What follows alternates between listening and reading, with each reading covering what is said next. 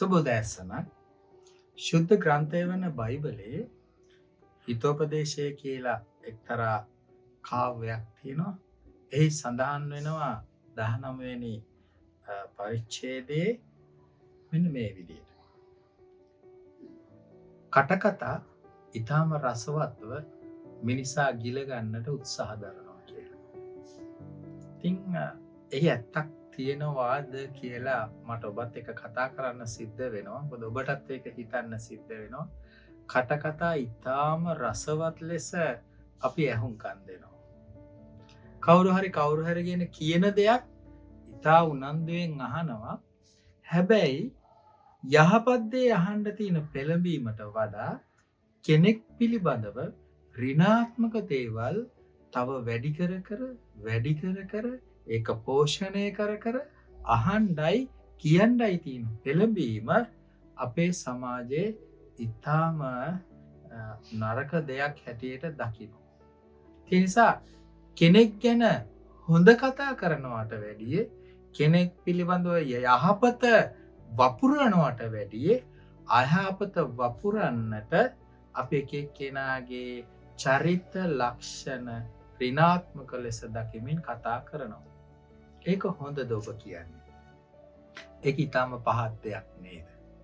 මොකද බොහෝ අය හැම වෙලාවෙම කල්පනා කරනවා තව කෙනෙක්ට මම යහපත කරනවට වඩා තව කෙනෙක්ව වටන්නේ කොහොමද කියලා අපි ඒකට සමාජ භාෂාවෙන් කියනවා නම් කකුලෙන් අදින්න උත්සාහ කරනවා. බොහෝ අය තව කෙනෙක්ට ඉහළට යන්න තියෙන අවස්ථාවට වඩා ඒ කෙනාගේ ඉනිමගේ ඇදලා දාන්න හදනවා.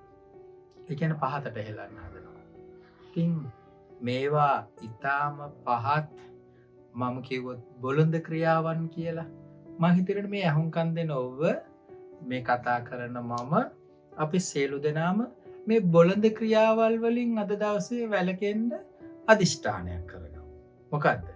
මම අද දවසේ අන් අයගේ යහපත ගැනම කතා කරනවා. මම අනිත් අයගේ හොඳ පිළිබඳව එක එක්කෙනාට කියනවා. අද දවසේ මං කාගේවත් වැරදි කතා කරන්නේ නැහැ. මම කාගේවත් වැරදි ඇහුම්කන් දෙන්නේ නැහැ. කාගේවත් වැරදි එහෙම නැත්නම් කටකතා රසවත් ලෙස ගිල ගන්නට උත්සාහ දරන්නේ නැහැ කියලා යහපත් අදිෂ්ඨානයක්. එහෙම යහපත් සිතවිල්ල, යහපත් ආකල්පයක් අපි එහෙම වුණොත් අපේ දරුවන්ට උගන්වමුද? කේලම් අහන්න එපා පුතේ, කේලම් අහන්න එපා දුවේ කියලා අපි ඒ අයට කියන්න නම් අපි හැදිලා ඉන්න ඕන.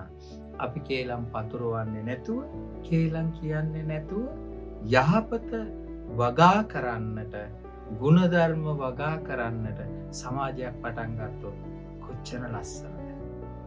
ඔබේ ලස්සනේ කොටස්කරුවෙක් වේවි කියලා අපේක්ෂා කරනවා. ඔබට ජේසුස්